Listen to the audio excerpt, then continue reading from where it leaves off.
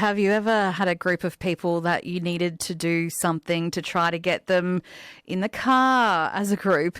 Or maybe you lead a team at work. Sometimes it can be, well, challenging. I spoke with psychology consultant and author Dr. Jo Lukens to find out more on motivation and why traditional motivation is often short-lived in the workforce. So we notice that across our lives, but particularly we see that in our workplaces. And traditionally, motivation often relies on those external rewards or the one-off events. And so it brings about almost like a temporary enthusiasm is the way that I like to think about it. The challenge with that, if that's the only thing that we use as our driver to perform at work, is that when it wanes, then the drive to perform fades away with it. So we know that if we're going to try and sustain our motivation as such, then we can often find solutions for that in terms of what we share, in terms of our values and those consistent daily habits. I'd love to say it's all about motivation, but really at its essence, it's a lot about the habits that we have in place that make the biggest difference. Yeah, it is. Motivation is interesting because I think about what motivates me to work.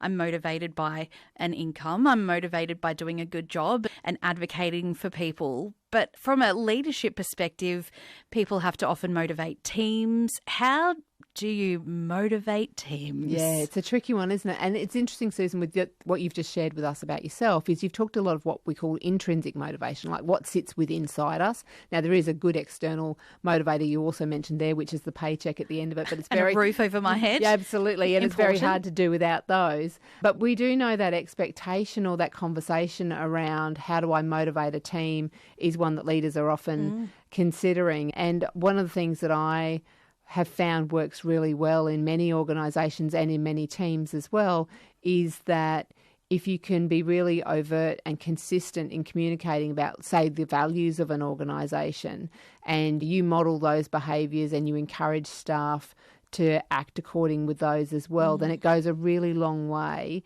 in terms of keeping people on task, consistent with the purpose of the job and the role and the organisation and what you're trying to do.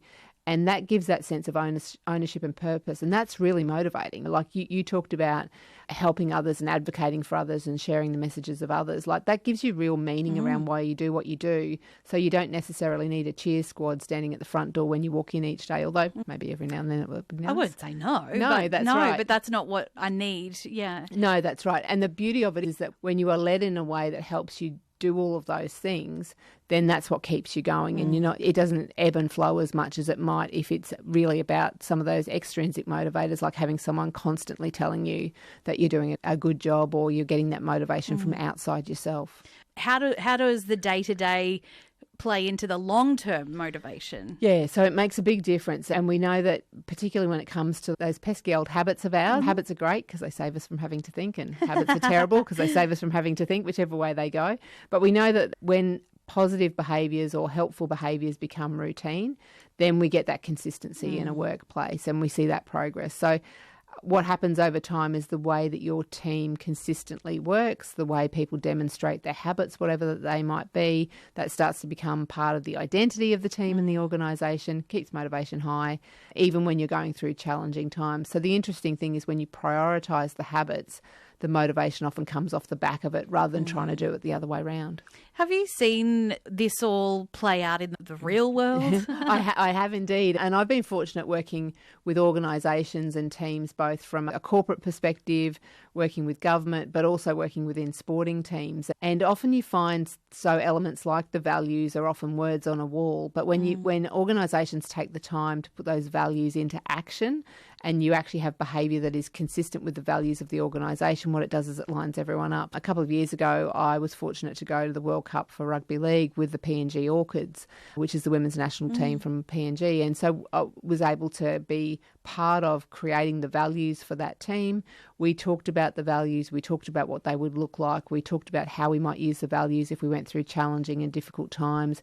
We talked about how we might use the values to engage and connect and be with each other.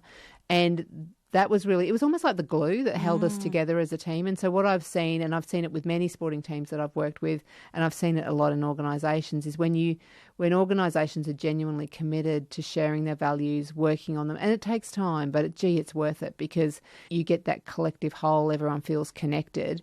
It's far more motivating. And I think that point that I made before, it holds you together through the tough times, is one of those real benefits that you get from using values in organisations. We've been speaking a lot through a professional sense, but that same similarity of the values and the goals and talking about that and holding people to account who ignore those values or oppose those values, from a family perspective, you can probably use some of these tools as well. Oh, you certainly can. You certainly can, particularly within a family, talking about what are some of the things we value and sometimes to talk about what are some of the things we don't value. I've found for a lot of people, sometimes defining values is sometimes about what is not consistent with them, and that's a good conversation to have. And for people that have said to me, I'm trying to work out my own values and I feel like I'm saying words that I'm supposed to say rather than I genuinely feel. And one of the things that you can often do for yourself individually is, the one thing I know for sure is you'll always know what your value is when someone crosses it. So if someone does something, it irritates you or you get annoyed or you feel incensed by something, and you can maybe reflect back on, is there a value that I hold high that's just been crossed at this point in time? And so if someone disrespects you and you get quite reactive to that, then there's a good chance respect is one of your values. So it can be a really informative tool and probably helps us navigate the moment as well. The psychology consultant, Dr. Jo Lukens there. You're on ABC Queensland, and